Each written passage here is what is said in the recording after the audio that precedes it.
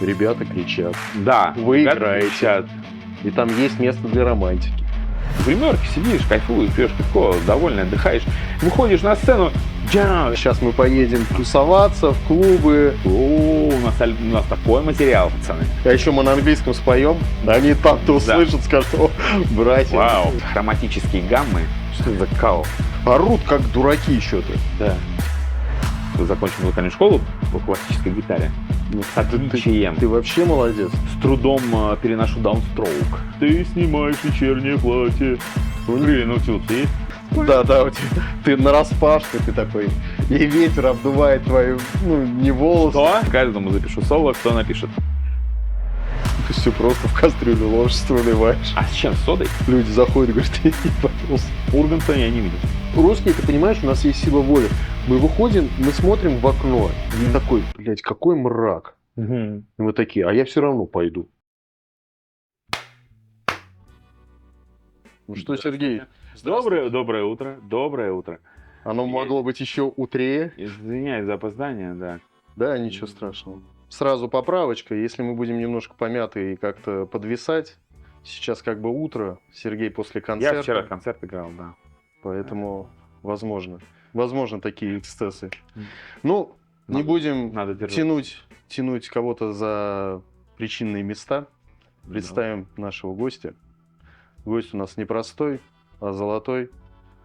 Новоиспеченный гитарист группы «Рубежи», экс-гитарист Wildways. Ну и назовем это так, преподаватель своей же гитарной школы Сергей Новиков. Здравствуйте, всем здравствуйте, всем привет. Здравствуйте. Ну, как вас встретил Петербург? Расскажите. Вообще очень здорово, мы вот в этот раз прям классно приехали, очень много времени, погулять, сходили, я купил духи. Духи? Ты теперь вкусно пахнешь? Я не побрызгался сейчас с утра, там разные ароматы. Ты решил, что мы красивые. возбуждать лишний раз. Ну там вообще, я... На опрашке покупал? Нет, ну не суть, ну то есть типа досуг классно, мы очень заранее приехали, концерт хорошо, как обычно технически вообще все развалилось. Но мы справились, здорово было. Но в целом цоколь трясло, людей Да, трясло. в целом было круто, я думаю. Мне понравилось, все отлично. Куча людей, друзей, знакомых, все классно. Угу. Ждем Москву.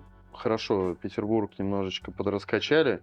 Вообще, история, когда пораньше приезжаешь, это же и попозже чуть-чуть уезжаешь, это же всегда, я думаю, нормально. Ну, то есть ты немножко освоился в городе, что-то куда-то сходил, потом отыграли концерт, отоспались. Не, это история, когда ты отыграл, уехал, и потом: здорово, Москва, ой, блядь, Петербург, Тверь. Где мы сейчас? Сориентируйте, ребята. Тамбов, да. В Тамбове были? Да, ну, с Волгой. С Сарово или Измайти даже, наверное. Возможно, в Тамбове с Волгой не были. Ну, для нас-то это одна и та же группа, это у вас там переименование началось. Да, ну, в целом, да, если заранее приезжать, прикольно. Для меня Питер же и иначе все равно воспринимается. Ребята приезжают, ничего не понимают. Я вчера проехал мимо своего дома, Добролюбова, где я жил долгое время. И, ну, приятно посмотреть еще раз. Возвращаться я, конечно, не буду. Знакомых не встретил, не обнимали там. Ты вернулся? Не, ну так, из окна автомобиля я смотрел, вздохнул. Мост открыли с Петроградского на Ваську, который был закрыт все это время, пока я там жил. А мы туда, видишь, и не ездим особо. А ты когда жил? Это какой год это был? Ну, получается, года 2 назад я вернулся. 1,5. Вот. Какой сейчас год? Служил? Какой сейчас год? 23? 23. Ну, значит, вот где-то 20-й, 21-й, 22-й. Слушай, ты же... Вот как называют людей, которые из Брянска? Бряновчане? Брянчане? Как называют? Брянцы? Брянцы? Вот интересно, на Брян подкасте наконец-то человек из Брянска. Я охренел, когда увидел. Такой Брян? Он тоже из Брянска? Наверное, ну что за... Ты должен был подготовиться. Брян. Напишите в комментариях, кто из Брянска, как называть. Ну, там, москвичи, петербуржцы, а вот с Брянском как себя вести? Брянчане. Брянчане? Брянцы. Брянцы? Не знаю. А Это ты должен был сказать. брянцы, мне кажется. Брянец. Брянь, как глянец. Ну, звучит, мне нравится. Короче, я ваш, ребята. Да. Никогда там не был, но типа, если я приеду, мне скажут, вот я скажу, меня назвали в честь вашего города. Как лучших мужей города называют вот, в честь города. Ну, приезжай. Давай сразу по рубежам. Я как представил тебя как новоиспеченного, ну, Ну, относительно большого промежутка времени, сколько ты играл в предыдущей группе, да? Да. Ты, получается, залетел прям вот на новый альбом, да, под запись, или как произошло? Ну, группа, получается, существовала с Да. года с 18-го. Вот. И я даже помню, что какие-то упоминания рубежей были, когда мы еще в Always играли. То ли мы их рассматривали как вариант саппорта на какие-то концерты, то ли еще что-то было такое. Я такой, блин, рубежи прикольно в целом. Вот. И как-то вновь забылось это все. Вот. А потом они мне написали, когда я уже, ну, типа, был неудел в этом, сбитым летчиком. Вот. И да, они скинули, типа, новые треки. Ну, и старые, как бы, мне нравились, но типа, новые вообще, типа, кайф. Ну, классно, давайте делать буду. Ну, то есть ты принимал непосредственное участие? Ну, в написании... Или ты что-то просто, да, ты как? Я скорее... Ну, я что-то редактировал, что-то причесывал, что-то добавлял. Наверное, вот так. Но принимал непосредственно, да, участие. Все, я старался максимально участвовать. Где писались? В Брянске? Ну, как сейчас У Брянцов? делают, в гитару я в Брянске у себя писал дома. А в остальное все писали там в Москве, наверное, пацаны. Ну, у вас, получается, такой коллектив. Ну, интернациональный в рамках... все в Москве, я в Брянске. Из Брянска до Москвы 4 часа. Ну, в целом. в принципе... Брянск как Подмосковье. Да. Такое. Ну, то есть не мешает это, там репать или сейчас все удаленно, эта история? Ну что, вы не труп? Репетировать надо больше. Смогу вам сказать, конечно. Был концерт, репетировать надо больше? Да, репетировать надо больше. Все вот эти истории, когда так, ну вы дома все разучите, а потом, типа, соберемся. Мне кажется, так не работает. Надо все-таки играть. Ну да. Да. Ну и тем более, когда состав, вот там вокалист другой. Да. Он, соответственно, я и вот 3 человека, которые из старого состава, нам нужно еще всем, конечно, притираться. Но мы работаем над этим. Ну, нужны туры, пьянки. Кстати, тур, получается, у вас презентация, да, решили? Я думаю, что тур будет весной. Надеюсь. Сейчас у нас, получается, мы вот альбом выпустили. Сейчас презентация Питер-Москва. Еще будет пару концертов в разных городах. Мне скажут, да. Я не помню. Вот. Куда едем? Ну, типа, более такие большие концерты, презентации, это у нас Москва-Питер. А я надеюсь, что весной, может быть, мы тур сделаем. Слушай, а вообще я сейчас смотрю по группам, вот эта история отошла. Ну, либо люди не молодеют, а, скажем так, стареют и понимают такие... Ну вот тур на 35 городов, что-то, наверное, уже сейчас не хочу. Сделаем презентацию в Москве, в Питере, может быть, Екатеринбург, Казань. Ну, как бы, это максимум. Вот таких вот прям крестовых походов по всем городам России уже что-то, я смотрю, не наблюдается. Ну, да, мне кажется, вот и они как-то делают сейчас вроде как туры этими такими блоками. Да, типа там север, юг. Да, там, ну, по Волжье прокатились, или там вот, как это называется, Золотое кольцо. Типа Ярославль, Иваново. Это не так? Ну, я кольцо. Боюсь ошибиться, а то там в Ярославле ребята скажут, что... Ну, типа, кольцо? блоками какими-то, типа, чик, и вернулись назад. Мне, конечно, не нравится, потому что мы по-другому всегда делали. Мы заряжали и докатывали вообще очень много. Ну, типа старая школа, да. Да. Ну, я думаю, здесь еще есть, наверное, такая история немножко неуверенности в группе. Ну, то есть ты такой... Во-первых, сложность, затраты, и ты такой, ну, приеду там на 10 человек. Может быть, такая история? В Кемерово. Да. Или например. В Уссурийск приеду и вот... Не был в Уссурийске. Ну, а надо. Вдруг там люди ждут, говорят, когда? Ну, вот, да, в этом плане, конечно, тур это сложно, потому что что ты едешь, а что там, есть люди или нет вообще. И зачастую же вот провинциальные концерты сложно играть, потому что там мало людей. Да, да, да. И он не окупает, ну, или либо он окупает только дорогу зачастую. Хотя, я думаю, это еще, знаешь, история, мне кажется, с какой-то, как это, промоутеры, да, кто вот занимается Ну рекламой. да.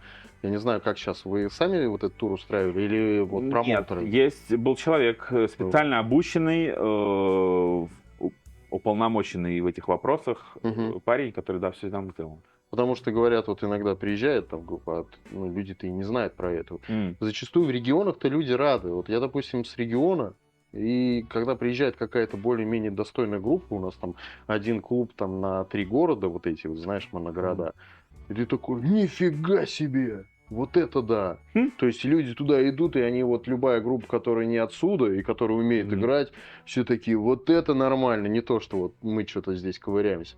В принципе-то люди, ну, я думаю, это они рады. Может быть, это действительно нужно вот качать. Может быть, сейчас время другое. Может быть, я уже туда все возвращаюсь, когда люди вот по рок-н-роллу были.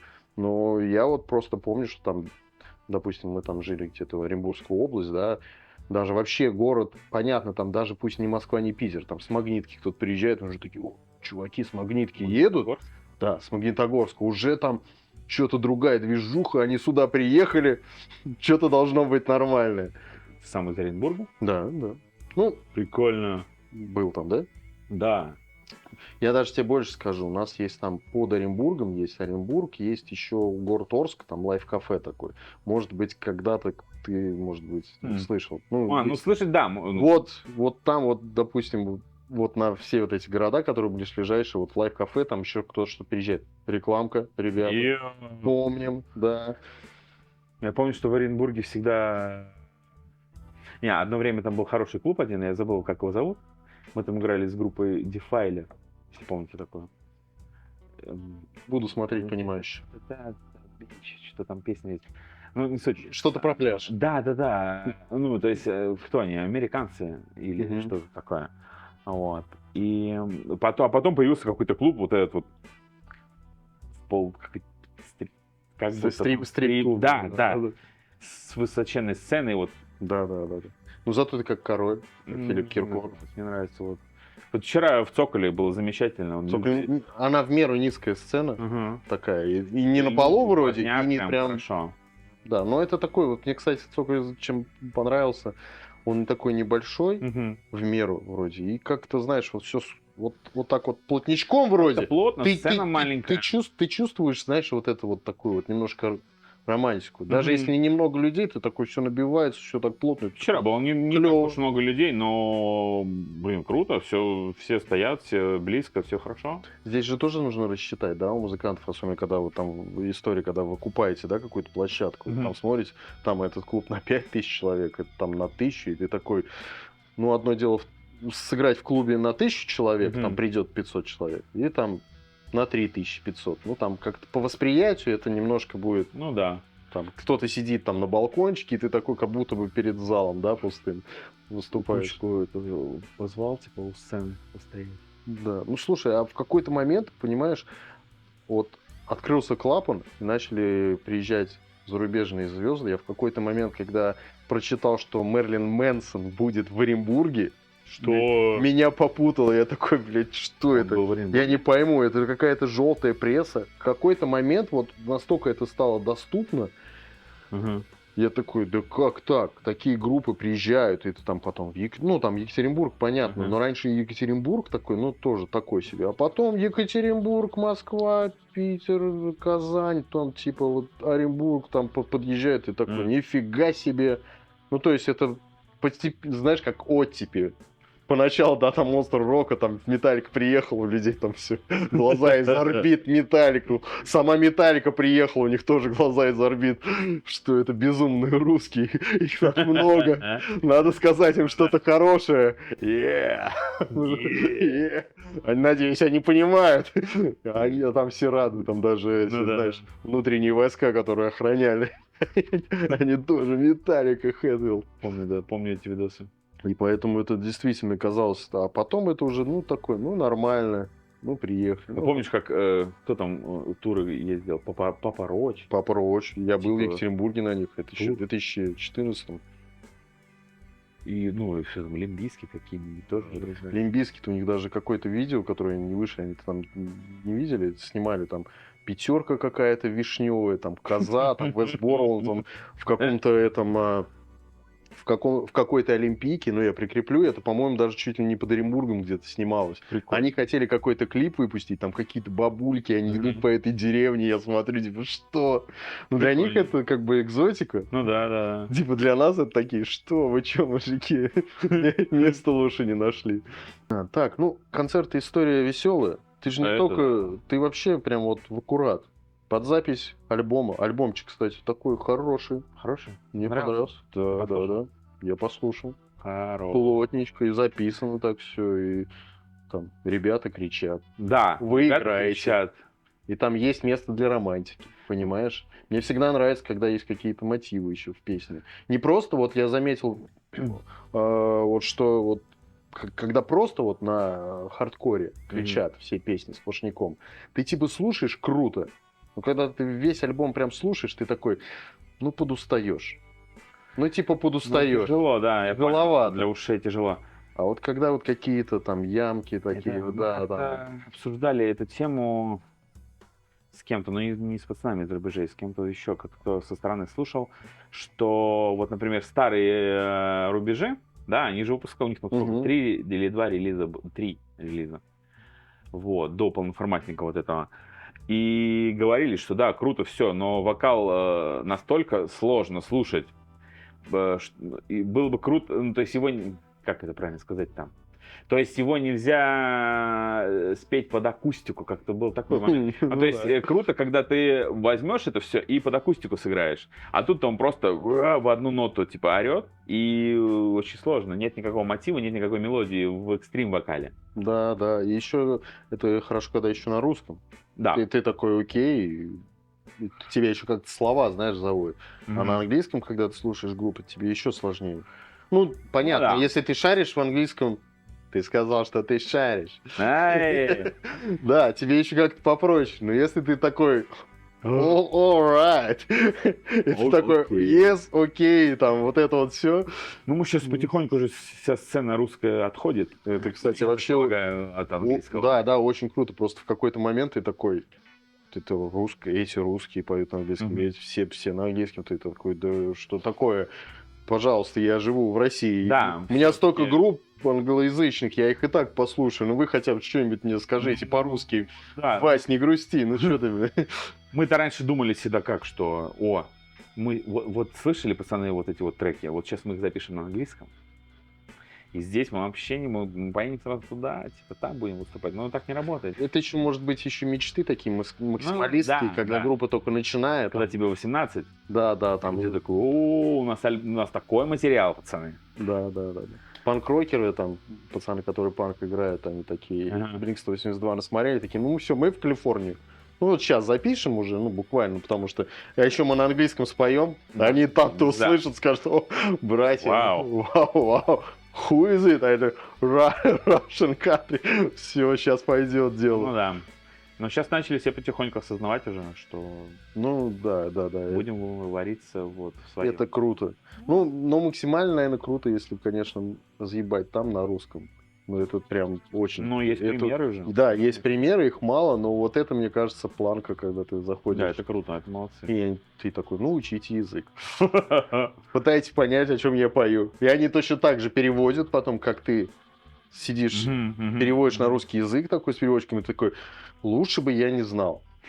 Типа, это все? Я в голове представлял что-то более высокое. Ты такой, давай я лучше не буду У них переводить. же обычно текста на английском уже такие, ну, очень абстрактные. Да, Лирика да. такая. Да. Либо ее как-то... Либо там еще, понимаешь, возможно, есть еще и у некоторых отсылки, Ну, но да, ты не можешь ты не понять, то ты понимаешь. же не в контексте, здесь ты сделаешь тоже отсылку, они там в Америке. Да. Что, о Ты же чем? не можешь думать, типа, на том языке, да, все равно. И поэтому ты переводишь просто, ну, как-то дословно, да, и собираешь все это в контекст, но, возможно, там что-то глубже. Да.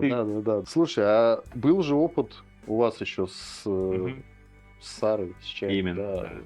Получается, вот когда по тем названиям вы ездили в Америку, там записывать, ты... Нет, Или это уже с записывались- Валдвейс? это был Валдвейс. С Сарой мы катали Европу, туры. У нас было довольно успешные поездки по, ну, по Восточной и Центральной, Это как, когда? Восточно-Западной Европе. Это какие годы это были? Это, получается, году в 14-м, Мгм. даже раньше, наверное. Мы выпустили первый альбом, мы уже поехали, это 11-й год был, мы альбом выпустили, мы уже поехали тогда, мы тур катали, там была у нас Чехия, что-то Венгрия, Словакия, вот туда мы катали, Германия, Мгм. вот. И потом еще раз мы скатались, тогда у нас уже была Англия и Шотландия, что было вообще вау, что мы сейчас едем, типа, играть концерт в Нортхэмптоне каком-то. Офигеть, ну, это Да, прикольно. это было интересно. Вот. А потом мы выпустили второй альбом уже, когда, получается, который уже был такой более успешный. Мгм. Вот. И у нас был хороший тур, мы собирали нормально народу. Ну как нормально, ну типа там 100 человек, но не русских, мы не собирали русскоязычную иммигрантов. диаспору. Нет, Ну, вот приходили... В этом, кстати, прикол, потому Да. что обычно едут, вот я столько собрал. Но ты, понятно, Да, ты собрал, собрал это просто те русские, которые такие, о, нифига себе. ностальгируют. Приходишь, Да, ты просто, о, русских послушать.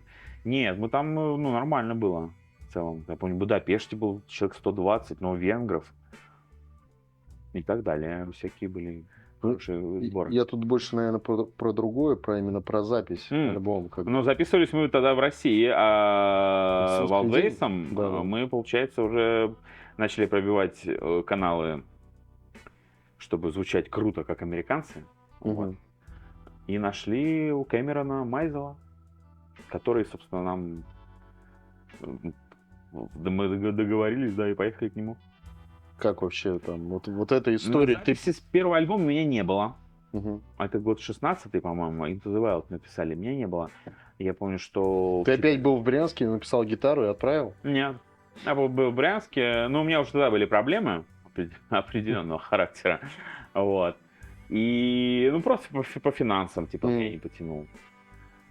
Почему-то мне не получилось. У меня вроде как была виза, было все, но там нужно оплачивать и билет, и все, и проживание, и мне не было возможности. Вот. А когда мы писали DX, это 18-й год, по-моему, получается, мы поехали без басиста. Ну, кого-то всегда оставляешь. Да, кого-то, и это удобно, на самом деле, потому что На стреме будет, там, в если что. Америке мы перемещались всегда на машине. Мгм. А так как у нас был еще продюсер с нами, 5-й человек, в машину можно сесть впятером. А один человек всегда был мимо, он ездил, что, на чем, на такси. Спички тянут, да? Да, поэтому в Америке мы всегда были вчетвером. Вот, и тут, ну, там круто, мне понравился очень опыт, интересный. Не, ну это всегда Подход другой. вообще путешествие, это в принципе экспириенс такой классный, особенно когда ты еще при деле, не просто ты знаешь такой, приехал посмотреть, а ты как бы вроде тут альбом пишешь, или тут играешь как бы. Интересный опыт. Это ты и при деле. В сравнении с рубежами, которые мы записали альбом, это все равно не то. Мы Да, писали я вот про это и хотел сказать. Вот так ли слышна разница, в чем отличается, типа, стоит ли туда ехать, или мы все-таки можем везде Ну, записать? было бы круто, на самом деле, запланировать такое мероприятие, например, собраться нам впятером, да, и куда-то, ну, не обязательно в Америку, окей, куда-нибудь, я не знаю, в Костомукшу какую-нибудь, в Карелию куда-нибудь уехать, где лес Ну, красивый. это мы можем прямо сейчас, в Вот, принципе. север. Меняй поезд, И всё, прикинь, ты поехали. вдохновляешься, сидишь, но именно круто процесс, когда ты вот запираешься этим вот, Я понял. как на подводной лодке мы это называли. Потому что в какой-то момент мы сходили с ума. Вот последний раз, где мы с Валдвейсом писали Анну в Теннесси. Мгм.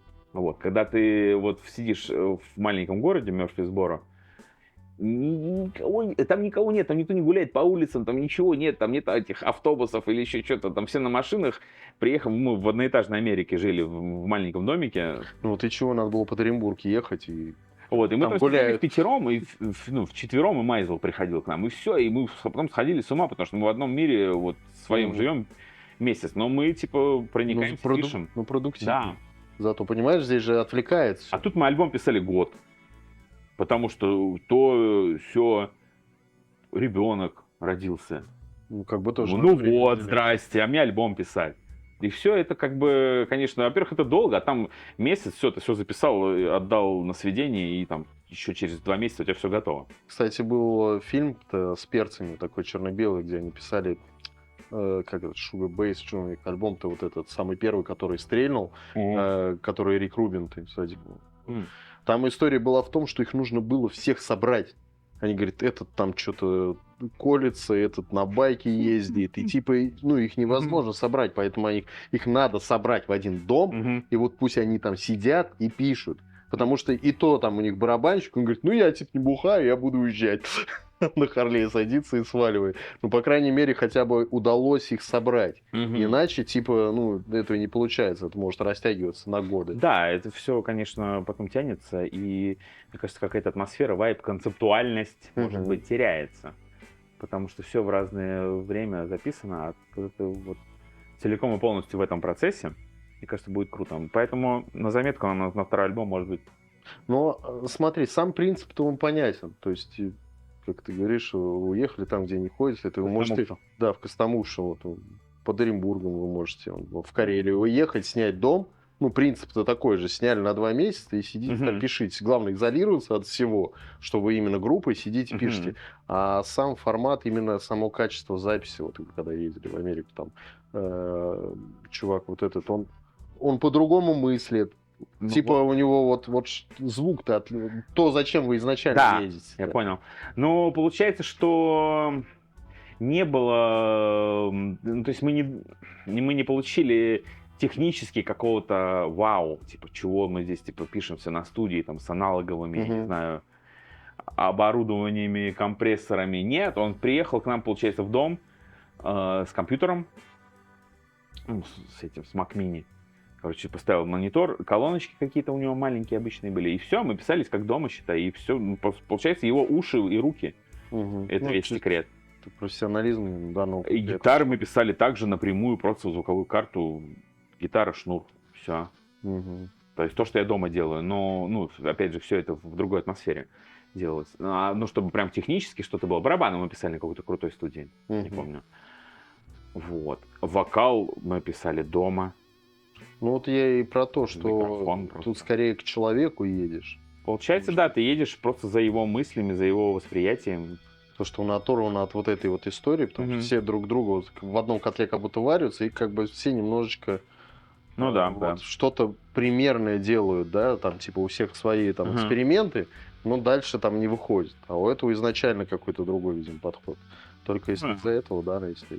То есть, ну, как, чтобы мы там приехали, как в какие-то крутые студийные условия, нет, такого не было. Просто чувак, который шарит и слышит, и все, и за его знаниями, получается, мы приехали.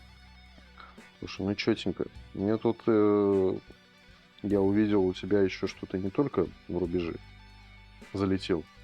Тут еще есть Particle Minds. Portical Mind. Portical Minds. Да, You know? это Учим английский, ребята. интересный опыт. Я очень долго, если честно, сомневался, типа, нужно ли мне еще, типа, что-то, да. Кислород.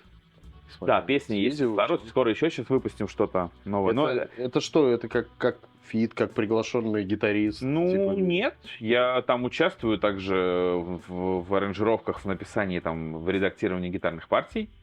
Скажем так, ну, там другой формат, другая Мгм. музыка, короче. И я решил, что можно попробовать еще что-то. Ну, типа теноров, да, там совмещаешь, что это может? Да. Ну, пока там не требует особо времени тратить на них. Ну, то есть мы пока Мгм. там не репетируем, не выступаем. Там толком еще состава нет. Ну, вообще, это было бы прикольно, чтобы была такая практика, как можно больше вот таких коллабораций, знаешь, как вот М. у рэперов есть, да, там Ага. то хип-хоперы, фрешмены, you know. Ну да. Вот именно в тематике, да, вот именно рок-музыкантов каких-то не так много, хотя вот, допустим, на Западе у них там вот прикольный там чувак на гостевом соло, я там как-то смотрел, там у Майкла Джексона чувак из Ван Халена, он говорит, да вообще мне по контракту было не положено, М. но типа там что-то 10 минут, и там что-то не было, там то ли менеджеров, то ли чего там как-то. И я, короче, Что? залетел, да мне, говорит, вообще пофиг, говорит, там 10 минут за Ага. него. Для него 10 минут, но там типа гостевое соло там. Прикольно, Ты бы прикольно. вообще хотел вот такие, знаешь, вот как в старые времена, когда там Guns N' Roses, там ты выходишь, сзади церковь вот эта вот маленькая построенная, И и ты ты там, там, да, у тебя, ты нараспашку, и ты такой, и ветер обдувает твою Ну, не волосы. Что? Ладно, пусть будет парик в нашем случае. Ну, Да. ты- да, с голым Так торсом что- такой. Открыт к предложениям, ребята. Давайте запишем очень много соло. Каждому запишу соло, кто напишет. Ну ты больше... Ну ладно, все ты сказал. Сейчас полетят С предложения. песни слов не выкинешь. Да. говорится. Да. Соловья баснями не кормят. Слушай, а ты же больше так по солячкам, да? Ну, Любишь мне пальчики нравилось, да. Да. перебирать, не рифная история. Я до сих пор как-то даже с трудом переношу даунстроук. Вот я только вот вчера на концерте я понял, ну, видимо, может, как-то это адреналиновая какая-то история Мгм. больше. Да, я прям все вывез хорошо. А вот на репетициях я постоянно такой, не хочу. Ну, типа, вот так поиграю. А если начинается какой-то свит-тэппинг, я прям, да, я очень кайфую. Ну, то есть Master of Puppets ты М, по утрам не... вообще без шансов. Я не понимаю, как это вообще работает. Ну, как теоретически понимаю, что там мы делаем. Вот и Кирк Хаммет тоже не понимает. Да, он не умеет. Нет, ну он умеет. Я думал, знает всё. Вот, кстати, многие это, я думаю, засирают, но я думаю, большинство, в принципе, по сравнению с ним даже, можно сказать, не играет. М. Хотя многие говорят, да он что-то там струны гладит, Всегда там бесит что-то это. мнет. Что они там на металлику постоянно? Ларс Урлих, Кривой. Он барабанщик лучшей группы, вообще лучшей метал-группы Да, вселенной. но здесь, понимаешь, есть люди, которые вот дрочат на то, что как сыграно, Мгм. а есть люди, вот, мне вот, допустим, важно, какой трек они придумали. Да, Какие, да. какие у них мысли И были. какие эмоции ты испытываешь А от то, что вот, прослушивания? вот там он нотку запорол, я такой, да мне вообще какая Что сказать? разница там. Как он там протянул вибрато на своей гитаре? Да, ну, кайфово и кайфово. Я не буду там Да. высчитывать, сколько он там И они- герц, куда. В каждой группе есть своя. Если группа живет, значит, есть там у них какой-то расклад. Ну Там да. Этот треки пишет, этот такой говорит, ребята, все понимаю, просто дайте мне что. Никогда не что слушал сыграть». металлику, кстати. Это, кстати, удивительно. Ну, Кто на вас повлиял кажется, тогда? сейчас, вот, скорее, вот в этом возрасте я начал потихоньку Кстати, металлики, знакомиться. металлики много кто возвращается. Я поначалу Да? тоже что-то я не очень. Я больше, знаешь, там Нирвана, что-то Мгм. какая-то панкуха. А Ой, вот стал Нирвана. стареть, я такой, Металлика. Интересные ребята. Начну. Мне кажется, еще, знаешь, стриминговые истории вот эти все, они дают тебе возможность не просто сборничек послушать на песню, а ты такой по альбомчикам, типа, как развивалась Да, группа, я понял. как вся. Ты про Нирвану... Нирвана говно. Ты мне Опять же, сейчас как будто с дробовика Курта в грудь выстрелил. Мне не нравится. Там стеллаж, видать, Честно, с книжками. не понимаю. Просто не понимаю. Ну, говно по моему субъективному восприятию. Да, окей. Да ничего страшного. Выведите его нахер отсюда. Я Выводите его, не блядь. любил. Ну, вначале слушал там всякие, Smells Like Teen Spirit. Ну, эта песня даже сам Курт Кобейн не любил вот особо. Как не Он говорит, я на... Что-то... Литхиум. Литхиум. Про таблеточки, про вкусные. Не, другая песня. А, это самое последнее. You know you're right. Да. You know your... О, Вот это самое последнее, это все, что Ну. у них там было, то было. Нет, что-то я в гранж не лез никогда. Я Audioslave послушал вот не так давно. Это же гранж? Да. Ну, вот Ну. это Like a Stone мне понравилось, конечно же. Ну там, как бы, знаешь, сама-то от Rage Against the Machine, ну, Мгм. музыкальная составляющая, да, Мгм. там басист, гитарист, барабанщик, то есть они вот этот весь грув делают. Ну да. Ну, это Я такой всегда прикол. врубался я из другой вообще сцены пришел. Я же слушал всегда. Просто горизонтов тогда еще не было, наверное, когда Мгм. ты рос. Или они были, но они были такие же тоже. Нет, молодые мне просто. нравились. Изначально я вообще слушал Наутилус Помпилиус. Ну, так ничего плохого в этом нет. А здесь день рождения празднует. А у вас крылья? Слава, выше. А у вас крылья Наутилуса. Да. Есть. Вот это вот все. У меня очень... И недавно я вернулся обратно. Мгм. Очень круто, конечно. А потом начал слушать Король и Шут. И дальше тараканы вообще мои. Продолжай, дыра затягивается. Да, Продолжай. да. Тараканы, Наив, там, что там, Дистемпер, и начал слушать что-то более узкое, там, Ну, короче, ты грамматично. больше по панк-року тоже. Панк-рок я вообще, мне кажется, проник максимально. И потом англоязычные всякие истории, типа Exploited, да, Bad Religion, Exploited нет, скорее Bad Religion. Мне бы нравилась больше мелодика какая-то. Вот. Ну, кстати, Exploited, мне кажется, это вот все равно они-то больше хардкор-то начали, Это вот да? это Пурген. больше. Ну, в смысле, Ну, если аналоги с русским. Ну да, если с русскими, да. Ну. Да, мне больше вот Bad Religion какие-нибудь, мне нравились, там, Dead Kennedys, что-то такое. Почему-то и я прям хотел, что вот, мне нужна простая музыка, и я ее играл дома, мне прям хотелось.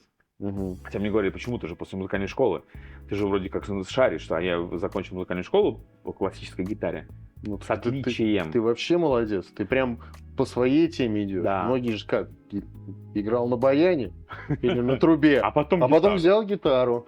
Не, я закончил и с отличием, все круто, мне нравилось. Вот. Но потом почему-то я начал, тупеть. Не обижайтесь. Вот.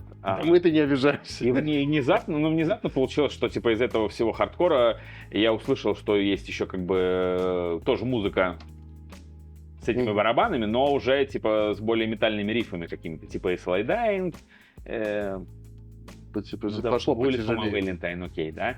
Но это совсем... Так это же как наркомания, ты такой сначала меньше. Ты сначала ты в металл, сложно. Да, в металл тоже заходишь, так, блин, что-то они орут там. Как знаешь, вот как обыватель, который слушает авторадио, такой, орут как дураки что-то. Да. Ты такой, ну нет, что-то действительно орут как дураки. Потом потихоньку Линкин Парк, ты такой, он иногда орет, ты такой, вот мне нравится, вот, когда вот иногда вот прям вот в тему.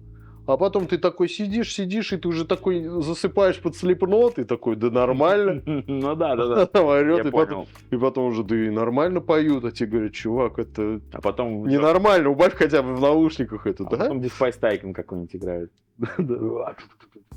Песня о любви. Да, так и было, мне кажется. Ну и, соответственно, потихоньку начал уже слушать более сложные всякие метальные жанры, экстремальные. Если мы уже говорим, что ты сам закончил школу, потом проиграл долгое время в группе, достаточно известной, популярной. Сейчас в других группах. Ты еще, я смотрю, там на твоей странице людей учишь. Да, в какой-то момент... Джигурдан включился.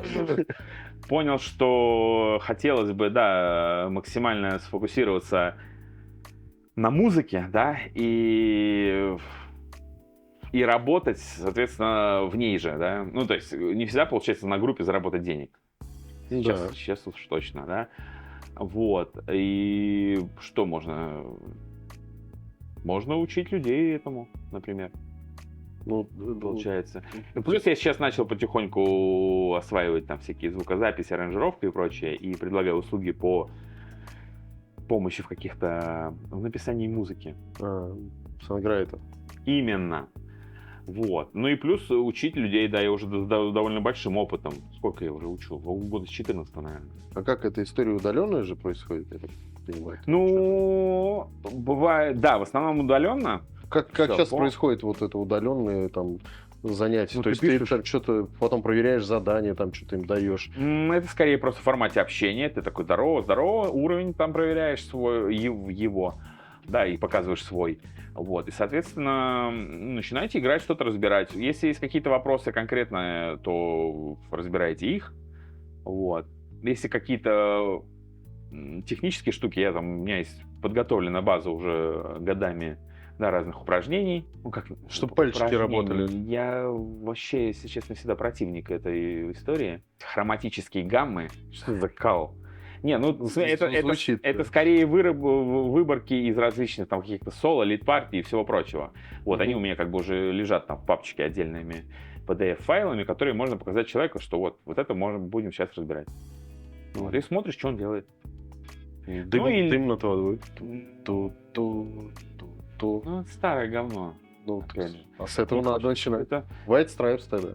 Да. Ну, типа, поколение наших отцов было вот дым над водой, сейчас White Stripes, все. Ну, White Stripes начни с этого.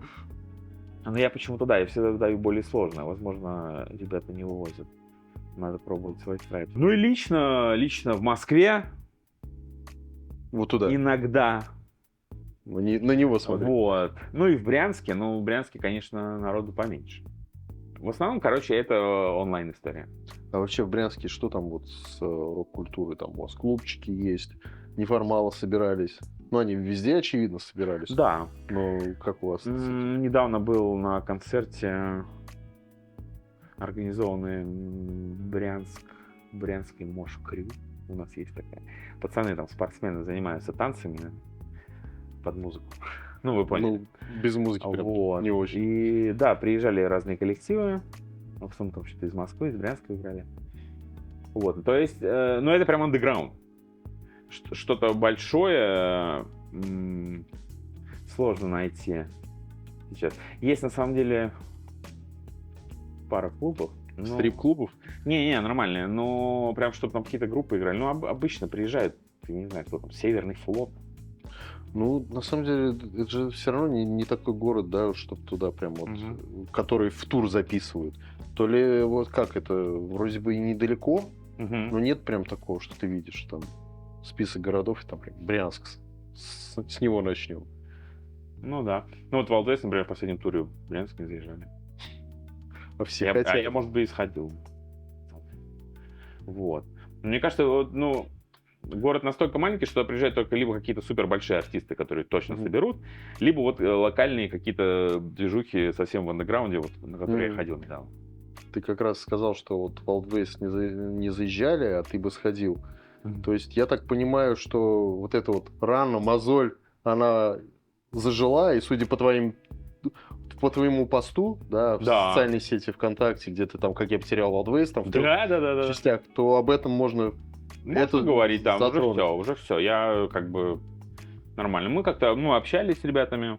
То есть у вас все, вот эта история, там, мы даже там на 20 сколько лет тебя уже там не увидим. Или у вас там есть какая-то история, что вы, возможно, как-то еще что-то... Ну, насчет еще что-то не знаю, это надо у них спрашивать. Я все, что хотел, сказал, и какого-то осадка, там, обиды уже нет. Это было тогда, это от определенных эмоций было, да, от определенных обстоятельств. Сейчас нет, все хорошо. Ну, мы не общаемся по-прежнему, как бы. Вот. Слушай, но, видимо, это и не нужно. А вообще вот история, ты там писала, хорошо, что ты раскрылся, что история с лудоманией, да, это же тоже какая-то зависимость. Ну, как бы я не страдал, но очевидно, что очень много людей этим страдает, это можно назвать какой-то зависимостью. Да. Не очень понятно, почему, понятно, может быть, и вопрос-то не к тебе, это может быть пацанам вопрос, почему так поступили, все-таки это же какая-то как... Ты же вроде бы не делал такого криминального ничего, ты же там, не знаю... В общак залазил, нет? Нет. Ну, нет? Не было такого? Я брал авансы, но их же с меня списывали в итоге. Да, но это как бы не общая какая-то картина. Никто не пострадал, никто там не умер с голода. Да, от того, что я деньги отобрал. Как бы действительно там никого там, не знаю, не изнасиловал, не убил, не украл, там ничего. Это как бы, ну, твоя история, с которой можно было бы, мне кажется, как бы и поддержать. Только я. Да. Что за история? Ну, почему-то ребята, видишь, восприняли это иначе. Бог им судья, как говорится, да? Ну, то есть не захотели они какую-то историю как-то поддержать, да, вот эту тему? Почему?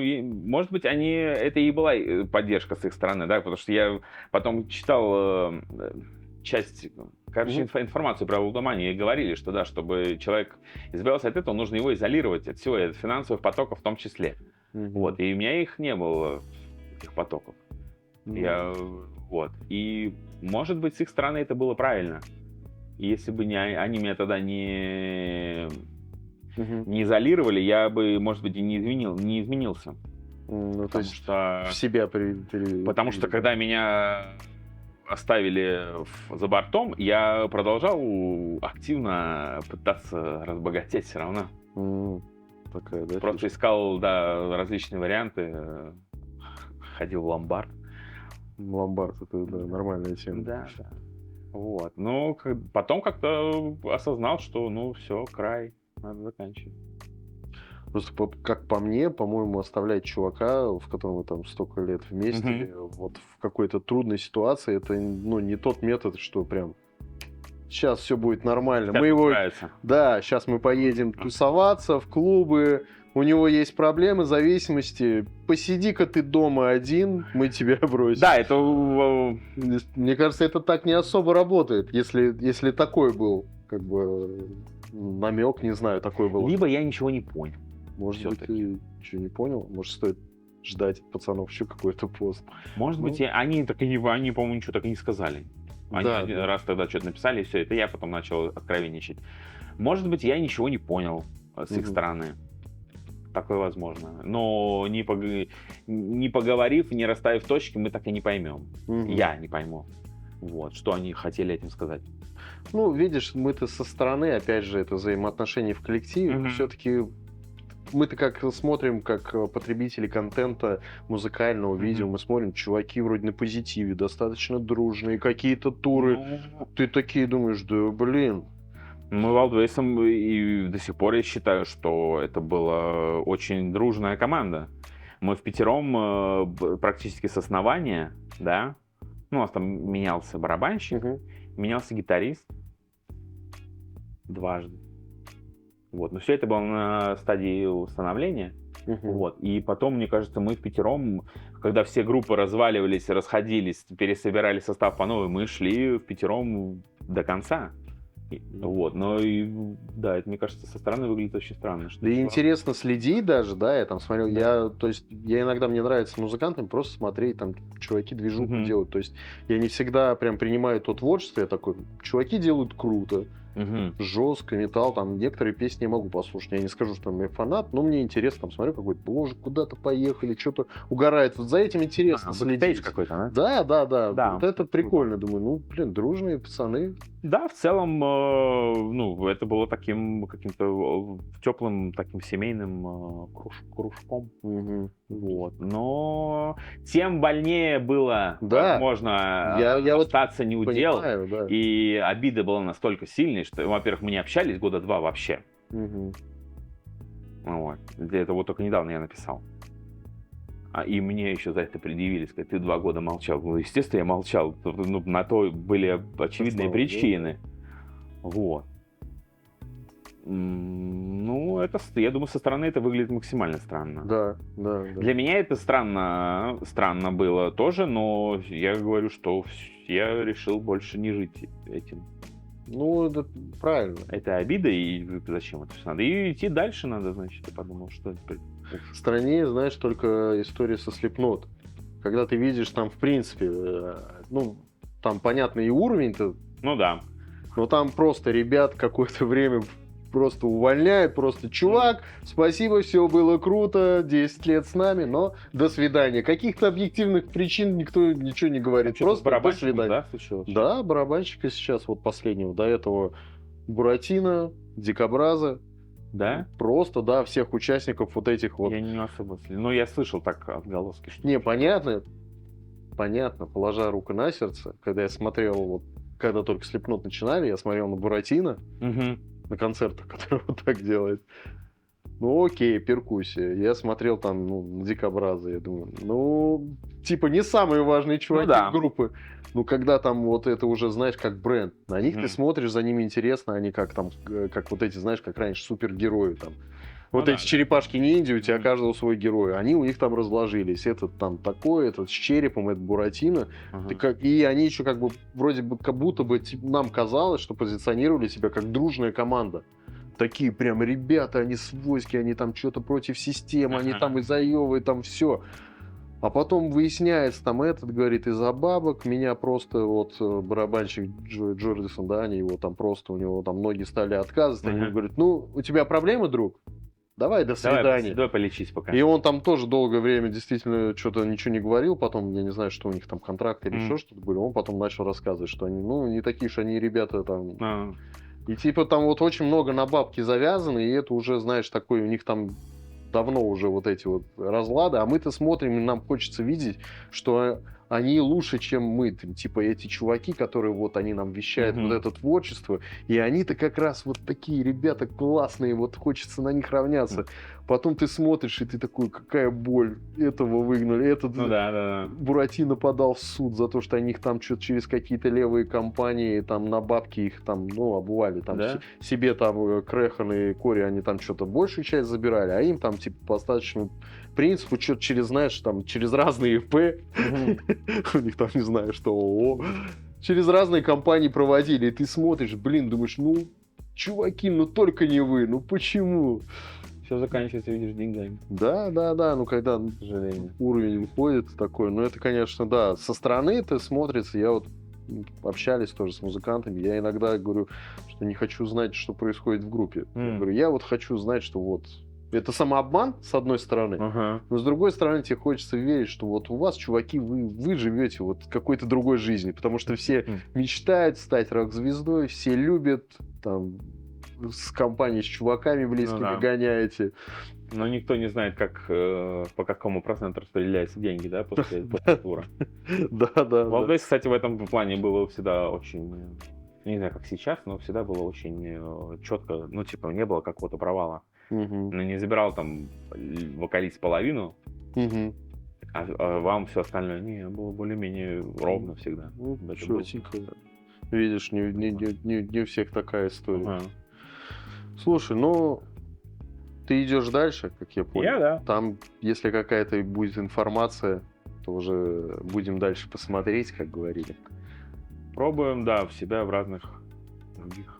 У тебя вообще какие планы? Пока ты гитарный соло-коуч, Да. Ну, участник рубежи и какие-то там, допустим, чуваки смотрят, ну, Серега классный парень, хорошо играет. Вот был бы вот на гостевое соло пригласить. мгм. Я там живу где-то в Чите, у меня церковь сзади есть на фоне, Мгм. и косуха есть. Вот было бы прикольно, чтобы Серега вышел, Ну, гостевое соло насчет запилил. этого вообще никогда не откажу, если кому-то надо что-то написать, придумать, сделать без проблем. Пишите в личные сообщения. Вот. И я в последнее время задумался бы круто поиграть у кого-нибудь, например. Но я, если честно, никакого клича об этом не давал. Возможно, это нужно было делать тогда, когда я писал, что я не в составе Мгм. одной известной группы, да, и нужно было тогда сказать, что вот, пожалуйста, возьмите там меня в Веру Брежневу или куда там. Веру.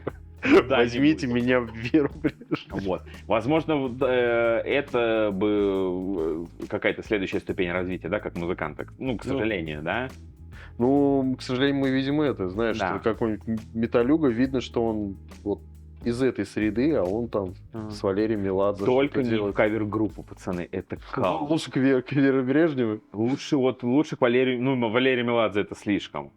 Это фирма, мне кажется. Это, Ну, ну, куда-нибудь там. Ну, чуть куда попроще. поменьше, да, но не в кавер-группу. Ты прям резко, да? А как ты относишься вот ко всяким вот всякого рода трибьютам? Это больше помогает людям, допустим, прийти, но нет возможности на Рамштайн сходить.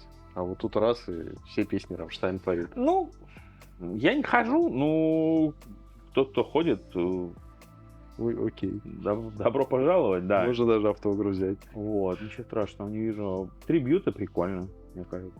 Но здесь уже, ну, трибьюты, они-то еще как-то, знаешь, более специфик, потому что есть трибьюты, я вот смотрел там Линкин Парк, там мы вот общались тоже на подкасте, там просто один в один, там они даже похожи, там чувак на Честера похож, и голос, и внешне там, ну, это достаточно еще сложно, вот, чтобы, мне кажется, вот так вот прям. Ну, может быть, это просто я еще пока не дорос. Возможно, я когда-нибудь... Вот когда, да, когда уже пройдут годы, Да. и ты такой, Это я сейчас... не поеду в Германию, вот ребята сидят, нормально играют. Да, может быть... Даже в Брянске уже. ну, Даже в Брянск не приезжают. даже в Брянске, а мне кажется, в основном в провинциях и делают эти В провинциях, да. шоу всякие. В провинции, кстати, тяжеловато, знаешь, что может быть? Ты когда приезжаешь, может выйти чувак и сказать, сыграй, пожалуйста, Круга. А у меня были даже Да? истории. Да, ты говоришь, Не было. ну мы группа, мы как бы приехали, у нас своя песня. И это все круто. А круто. А у Круга. Майкл засек. Следующий аргумент, знаешь, какой? А? Ну ты же музыкант. Ну Что, да. ты круга не можешь Что ты не сыграть? можешь играть? Там есть восприятие такое, знаешь, вот именно, мне кажется, из-за кавер-бендов. Мгм. Знаешь почему? Может Потому быть. что вот они могут все. Он говорит, вот пятерка, сыграй мне круга. И чувак из кавер-бенда, сейчас что там, блядь, какие аккорды, ага, текст. Окей. И пошел. Да, и вот пошел весна опять пришла, и все. Луч солнца Да, золотого. да, да. Это не стоит, это я с детского корпоратива, но вам же тоже нравится. Ну, Могу и да, это. есть ребята, знакомые из Брянска в том числе, да, которые играют в кавер-группе всю жизнь, и он знает все песни. Да. Я помню, Миша, а вот эта песня, какие аккорды? АМ, С7, В принципе. G9, F. Спасибо. Ну как? Да я уже всё Причем, знаю. мне кажется, это тоже такой набор. Ты такой, окей, что люди любят? Ну, давай возьмем по категориям. Там, как знаешь, там Ага. на ютубе смотришь статистику, там, от 25 до 35, там, Ну знаешь, да, да. от 35 до 45, что там? Ну, для ребят там военных, ну, наверное, очевидно, Расторгуев. Я выучу комбат, там, за нас, за вас, Мгм. там, для женщин, что там, Аллегрова, Меладзе. И вот берешь там исполнителей, и у него там есть какие-нибудь 5 бенгеров. Ну Вот да. ты их должен знать Ну да. обязательно, потому что, скорее всего, в 90% случаев тебя попросят именно вот ты, подруга, обреченная. Что это за песня? Ну, что-то из раннего, по-моему, Меладзе. Я тогда еще помню, что Да, я понял. ходишь с пистолетом, да, что-то такое. Прикольно. И поэтому они просто выучивают вот эти 5 песен. Ну, вряд ли тебя попросят, а если тебя попросят что-то другое, ты просто заходишь в Google Да? такой. Ну, скорее всего, там тоже АМ, ЦМ. Мгм. Просто сначала ЦМ, а потом АМ. И ты такой раз, и такой, окей, за 5 сделаем. И потом ты приезжаешь, и люди уже воспринимают тебя как музыканта, который может... АМЦМ не может быть. Типа, в обратной это не то. АМЦ скорее это будет. Ля АМЦ. минор и до мажор, до минор и ля минор не встретятся. АЦЦ. А вы как? Так, Вы больше по минорным или по мажорным? Конечно, минорная. Вся музыка минорная. Русский страдает Минорный, всегда да? и грустит, да. Я не знаю, почему у нас так устроено. Ну, Он отзывается? Мне кажется, это коллективно годами сложилось в голове, ты рождаешься грустным. Ну, типа русская народная, ты слышал этот кошмар Ты в вообще? окно посмотри, Этот да? мрак. Но так мы живем, так, видимо. Или, например, параллельно кантри какой-нибудь, да? Вот эти американские аккорды Очень весело. на гитаре, да? Когда у нас когда два пальца переставляешь, Мгм. то есть там G, что там, C, sus-2 и D. Да, да. И все. Типа, и оно все такое веселое, классное. Это, в принципе, Чаев, у них тоже Да? такая же, да. Ну, если Ну, подёргаешь. говно, потому что. Сейчас Простите, всем еще раз. екатеринбургцам разбил сердца. Да? Ну, сначала шахрину, блядь, а потом... Ну, простите. Но я не слушал Чаев просто никогда. А вот надо было. Ну, что там, бутылка кефира по батону. Вот это вот. Это Слишком очень- весело. слишком Вот весело. поэтому я и не слушал это. А мне нравилось вот ты снимаешь вечернее платье. У них- Блин, научился есть? Ну, да. И, кстати, Вот. найдем Чаев грустные песни, скинем тебе, чтобы ты тоже такой заплакал и такой, шахрин, прости. Возможно, ну да. Слушай, ну а ты же ездил за Бухор, Забор. и ты говоришь, там тоже есть вот городки такие, где люди даже не выходят из дома. То Ну, есть русские, ты понимаешь, у нас есть сила воли. Мы выходим, мы смотрим в окно, и Мгм. такой, блядь, какой мрак. Мгм. И мы такие, а я все равно пойду. Ну А в да. Америке они не выходят. Они такие смотрят, такие, ну нафиг, осень. Сижу дома, играю в PlayStation. Да. А мы русские, такое. ничего страшного. Или там Вы не знаете, что у меня внутри. сел в машину, приехал, там, поехал в торговый центр. И все. Как бы почему у них нет такого вайба? Может быть, все-таки есть, может быть, это все-таки какая-то картинка, что у них там А что? и они бодрятся, типа. Я не такой знаток там, американского народного творчества, да, но почему-то, если американское народное, ты сразу кантри вспоминаешь почему-то. Кантри и что там, блюз. Да. Ну, блюз это вот. Блюз это про грусть больше. Это больше другие американцы начали эту всю историю. Другие, ну да. Я понял о чем. У меня, кстати, есть на другом канале Dark Country подборочка. Там именно кантри грустная. Да? Вот специально для тебя. И она очень хорошо зашла людям. И мне тоже. Я такой, а кантри может быть не вот это? То есть ты думаешь, что такое? Вы почему На такие банджо. веселые? Да. То есть там тоже есть даже банджо, но это прям вот минорно. Ну, это видишь, я, значит, не особо компетентен в таких вопросах. Ты? Я поверхностно, вот, кантри, это значит, вот эти 3 аккорда, G, C, D. Да это сейчас в комментариях напишут. В основном все тоже такие же. Alright, окей. Все. Весь Ну, вот почему-то это. я думал, что если русский, то все, значит. Кто научился? Афинаж Финаш. Ну, какие-нибудь. Вот, а я не знаю почему. Я вот это послушал, мне кошмар. Ну, в смысле, кошмар, в но я хорошем такой смысле. слушаю. Блин, мне нравится. И вот почему-то я вот слушаю вот что-то бодрое, У тебя прям веселое. мурашки, у тебя ком в горле, глаза мокрые, И но ты ты такой, слушаешь это Да, всё. да. Ну, господи, типа, ну да. И все. И мне кажется, ну так живем, мы страдаем. Русские страдают. Что, бабы? База. Бабы. Что бабы не страдают. Да. Кого-то шлепнули. У нас не летают мухи, Да. но если бы летали, то летальный исход был бы для мух. Вот. Ну-ка. Вот вопросик ты очень интересный. Пацаны вот здесь на стене поет, вот тут Оливер.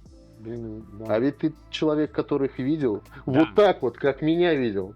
Хотите Или даже послушать ближе. историю по поводу того, как мы грели в Bring Me The Horizon? И не раз грели, да, у вас? Не раз, 3 концерта у нас было. Весь вот этот вот сегмент СНГшный, да, где они играли, мы были с ними в саппорте. Ну, это, конечно, уровень, пацаны, вообще другой. Типа, я охренел, ну, от всей организации, как у них команда работает, сколько у них всего. Там сзади станция просто из ноутбуков, какого-то аппарата непонятного, лампочки горят, и куча людей. их Ну, то есть не обеспечивает. как у нас с процессором пришел с гитарой своей. Я думаю, там посложнее. Но у них как что-то они гитары пускали, что-то типа XFX или что-то подобное. Вот. Это не понимаю, что у них там было. Они нажимали сами или педали, или автоматизация была. Вот. Нет, не знаю. Но я помню, что очень четко было по таймингу у них все. У них менеджер, который типа всем руководил, он нам говорил, что делать. И они опоздали на какой-то чек. В Москве или в Питере это было. И они не отложили. Надо было закончить в 4, они закончили в 4. Они все, и ушли. В 4 часа пустая сцена. Типа сказали, типа, заходите в Wildway, следующий чекают.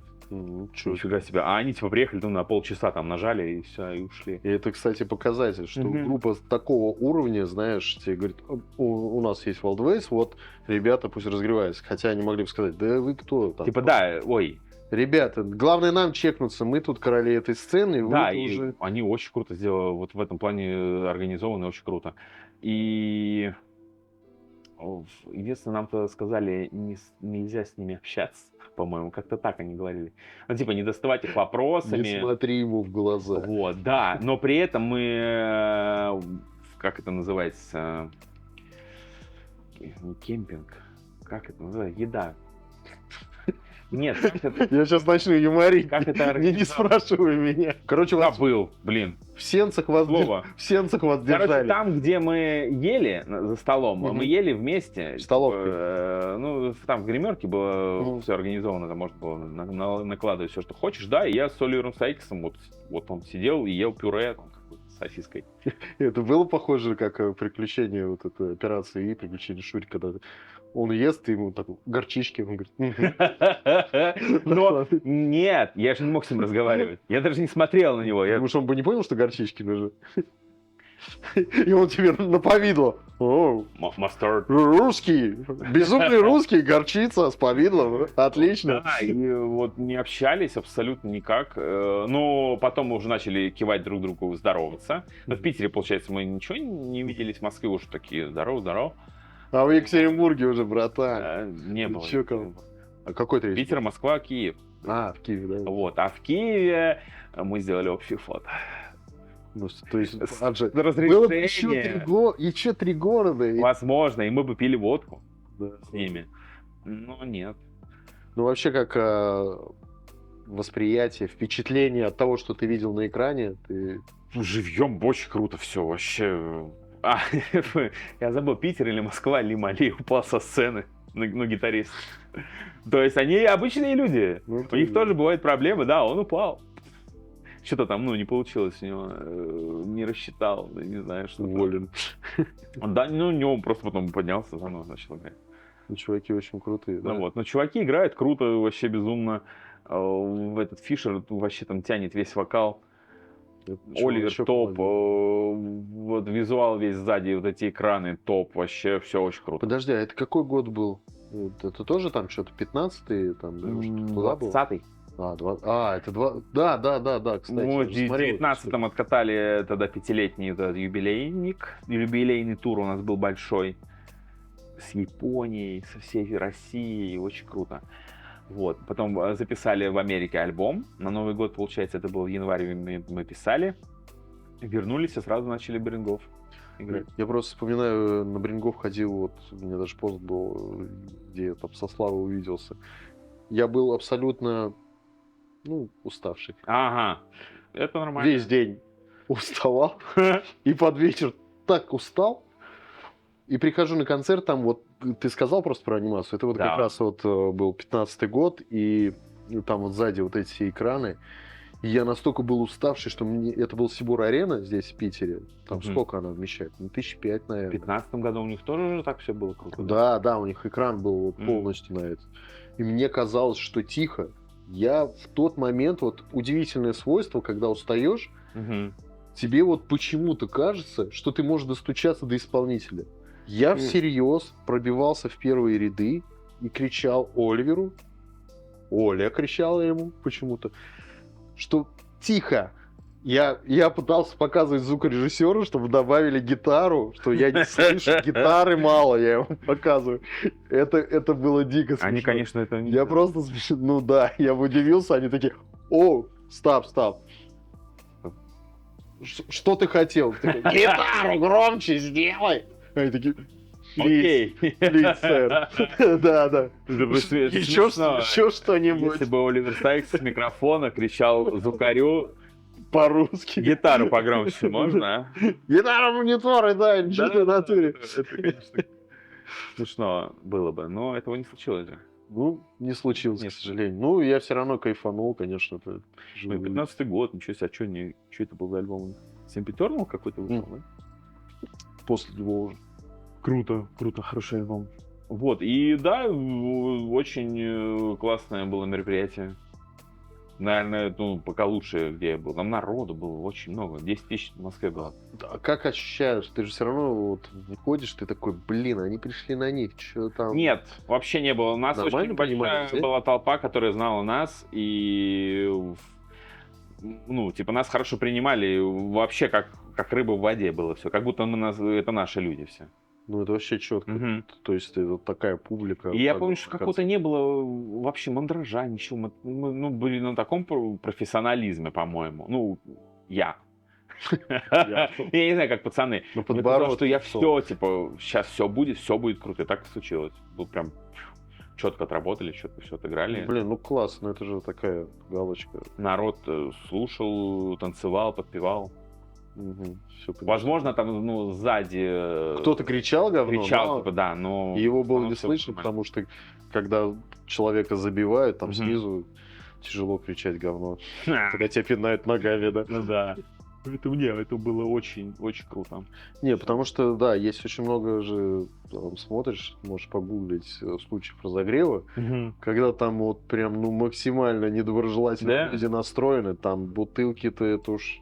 Там летят, мне кажется, это такая жесть. А у нас с пацанами все, по-моему, разогревы были классные.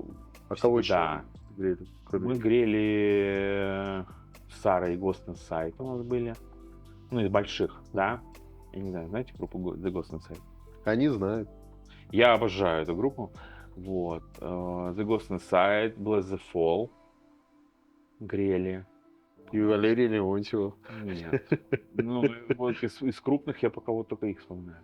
Слушай, есть еще у вас пунктик один, о котором мечтает музыкант? Уже не мечтает, и уже вряд ли туда кто попадет. Ну-ка. Вы же еще на Ургант ходили. Да, интересно тоже. Это тоже интересный момент. Я понимаю, там респект автоматически от всей родни, Да, потому что они телек. такие, все, ну тогда ладно, уже все. Все, Тогда ты был прав, занимайся, но уже не была Да, лайка. да, это Человек важно, уже это важная, занимается. да, отметка. Ну все, Первый канал. Да. Вот. Ургант, это, конечно, уровень тоже. То, что чуваки снимали нас с утра, и этим же днем вечером, по-моему, выходил уже видос. Думаю, как они так быстро вообще все сделали. Вот, очень все круто организовано. Из-за меня переснимали песню. Мы одну песню всего играли, надо было сыграть. Да, я в конце нажал на пресете. Короче, не тот звук, я играл на чистом сигнале. Я понял, наклинивал. Да, мы все сыграли, все круто, и я такой, пацаны, нет, мы переписываем. Такой, блин. И всем такой западло, типа, так себя чувствовал неловко. Да слушай, ну с другой стороны, это... Ну, было волнительно было. Чуть-чуть неловко, но зато финал-то, это Да. когда в прямая трансляция, но если есть возможность переписать, всегда надо это сделать. Потому Да. что те, кто тебя потом слушают, Мгм. они не знают, сколько у тебя было дублей. Ну да. И вот там кто-то вот начинает рассказывать, вот запись. Да какая разница, на записи должно быть, ну, максимально круто. Да. У тебя нет там шансов еще. Вот, так что мы переписывали один разочек, и Урганта я не видел. Его не было. Ваня. Да. Ну так не надо. Да, записывают группу без него. Ага. И без зрителей. Еще без зрителей. То есть это вот история вот эта, которая... По-моему, слушай. Когда кнопка нажимается, там они такие... «У-у-у», а потом подставляется отдельно. Так, Это был. почему ты не нажал на тот пресет? Почему ты не помнишь зрителей? Почему ты не помнишь Ивана?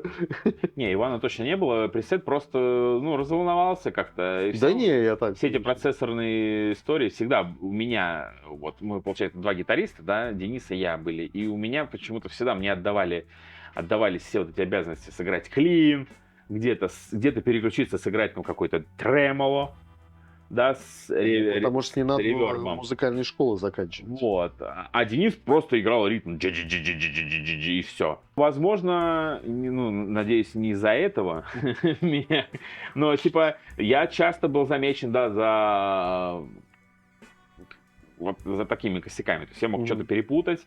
Самое страшное началось, когда у нас появились песни в разных строях. Мы в дроп С играли, в дроп Б, и это ужасно, когда ты забываешь. Ты типа, забыл. Ты волнуешься, ты забыл, и ты играешь. Или ты отчекался, допустим, да, песню, последнюю играем вот эту, там, играем Event Horizon, окей. Я переключаюсь, а у меня там, как это называется, 3 банка, да, 2 банка, первый в дроп С, набор из 4 пресетов, второй в дроп Б. У тебя еще пресеты под каждый. По 4 штуки у меня было. Вот. И ты отыграл в дроп Б и ушел. Все. В гримерке сидишь, кайфуешь, пьешь пивко, довольно отдыхаешь. Выходишь на сцену, джам, и опять первая песня в дроп С. А ты вообще забыл про это. И ты валишь. И зачастую бывает звук говно. Это потом уже, когда инейры появились. Но я немножечко совсем застал этот момент. Мы в основном играли в напольные мониторы. Ну это старое, это true, да? И ты играешь на полтона. Это же ужасно. Вот. А потом смотришь, у тебя там дроп Б.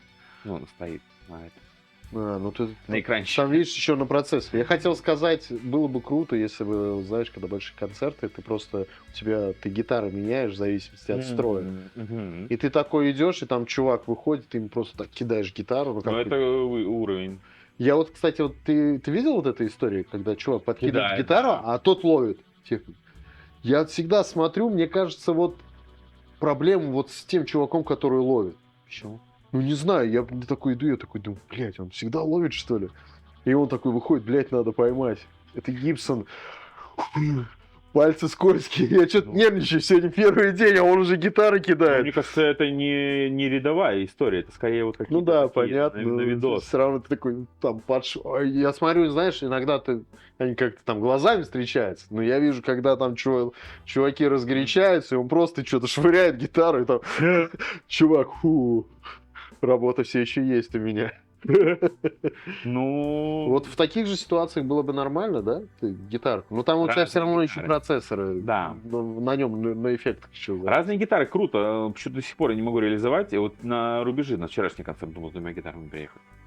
Строй у нас везде одинаковый. Мне просто хотелось, чтобы, допустим, новый альбом я играю на одной гитаре, а старые треки на другой. А потом, зачем это надо? Это пойму только я, да? Я еду, да, на поезде. Не, с двумя понятно, гитарами. да. Что я? Это когда вы летите на самолете, и там еще 18 фур едет Да, и с потом инструментами, тогда окей. пересаживайся там в вэн, в такси и едешь. А я вот вчера до клуба пешком шел. Я понимаю, мы вот иногда тоже на съемке ходит, ты там набираешь камеру, потом говоришь, ну, так может, до двух хватит, зачем мне 5 штативов? Да. Ну, наверное, может и... А может и надо. Но это, я понимаю, вот с чем это связано, и сам алгоритм Ну и две действия гитары, это ты выбираешь. подразумевает, наверное, все-таки какого-то человека. который Да, понимает. да. Здесь, понимаешь, у тебя когда увеличивается там Мгм. качество твое, тебе нужны дополнительные люди, чтобы что-то делегировать. Чтобы Если у он тебя подстроил. будет 5 гитар, вот ты же Мгм. каждую будешь брать, каждую будешь настраивать. Это действительно работает, когда вот ты чуваку отдал, он ее настроил, тебе выдает гитару, а Мгм. с ней все ок. Там струны да, да. поменяли, там все нормально. Так, струны варил. Один раз, давным-давно. И я не понял, как это Неожиданный вопрос. Не знаю, как это работает. Это же басисты делают обычно, нет? Все просто в кастрюлю ложишь, струны варишь. А с чем? С содой? Люди заходят, говорят, я не попался. Ты говоришь, ты знаешь, сколько струнок стоит? Нет, сколько? 5000. Они такие, блядь, конечно, вари. Это басовые, по-моему, Да. больше стоят. Ну, гитарные тоже, но на басу оно более заметное, на басу они все-таки подороже. Да. И ты басисты, такой, конечно. ну, гитарист вроде меняет, и ты такой, я просто сварю. Все такие, окей. Так, ну, значит, Ургант ты не видел? Нет. Руку за бугорцу не жал. Ну, Нет. ничего страшного. Все впереди? Все впереди, да. Нет. Ну, кстати, вот другого шоу такого нету. Вы, считай, взяли, вот ты прям вот попал. Ты Не, Маргулис разогревы еще взял? есть. Ну, вот, кстати, да, к ним. Маргулиса я не застал. Вот так вы, мне кажется, к нему и не попали. Слишком немножко То разновато. есть были у Маргулиса, здрасте. Да, Что-то я вчетвером. Ну, уже без меня. А, Да, не так я давно. поэтому не увидел. Да, я и говорю, что вот, Поэтому наверное, не сейчас только Маргулис из такого формата есть. Вот. Или какой-нибудь там новогодний вот эти вот. Тоже новогодний у Маргулиса что-то там есть. Надеюсь, увижу ребят в этом новом году. Новогодний В Маргулис. новогоднем Маргулисе. Короче, надо делать свое шоу, ребята. Давайте Давайте донатить, мы сделаем студию, поставим камеры, будем приглашать ребят. Живой звук. Они будут. Грязь. Это круто будет. Да, мы сколлаборируемся с отличными звукорежиссерами и такую тему. И отличными музыкантами. И отличными музыкантами. Это правильно. В основном из Брянска. Так. Кстати, из Брянска давай уже подтягивай каких-нибудь чуваков на разогрев и везите с собой. Ну, чтобы это брянская сцена качала. Брянский есть Кикрокс. Сейчас довольно известный. Кикрокс. Окей. Вот. А так, в Брянске грайндкор очень развит. Ну, кстати, вот у меня коллега был вот в Иркутске, у них там Сибирский фестиваль. Там только тяжеляк Да. востребован. Потому что... Ну, я и говорю, Сибирь, там такие сопли. Там такое вообще суровость. Поэтому там нет никакого вот этого вот попсового какого-то флера, он там не развит. Так, рок-музыка, это все хорошо. Но вот Сергей у нас уже, можно сказать, опаздывает на поезд, поэтому мы будем подходить к концу. Подытоживать. Да, подытоживать. Есть у нас еще один маленький пунктик. У Сергея есть одна любовь гитарная. Очень уж он любит, да, Сергей? Акустическую гитару. Да, акустическую гитарку. Да. И давно он не занимался уже. Ну, что-то не хватает идей, знаете, не хватает вот вдохновения на это. Поэтому, ребята, очень бы хотелось от вас услышать, сколько мы, 5? Давай 5. 5 композиций, которые бы вы хотели, чтобы я сделал фингерстайл обработки, допустим. Да? Да. Вот, 5 песен любого жанра, вообще пофигу. Я настолько крут, что я сделаю вообще все, что хотите. Вот. И самые интересные подборки. Автор самой известной подборки получает бесплатный за урок... Что ж такое? Перепишем. Ну давай опять.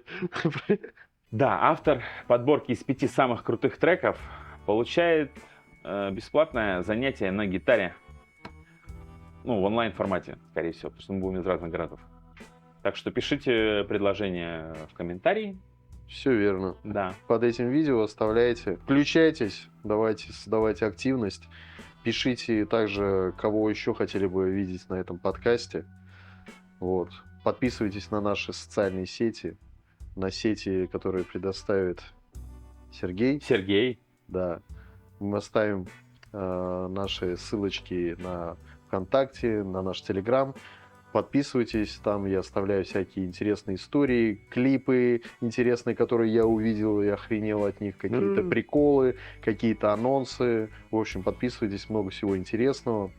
А Сереге мы пожелаем удачи в поездке, скажем спасибо, что он до нас добрался. Да, все-таки добрался. Да, развеял тут брянский аромат. Пожелаем ему музыкальных успехов. Спасибо. Спасибо, что пришел. Всем всего хорошего, всех люблю. До свидания. Рок-н-ролл. Снято. Брянский аромат, от меня пахнет. Ты просто начал эти про духи говорить, я что-то как-то вспомнил. Бля, духи топ, пацаны.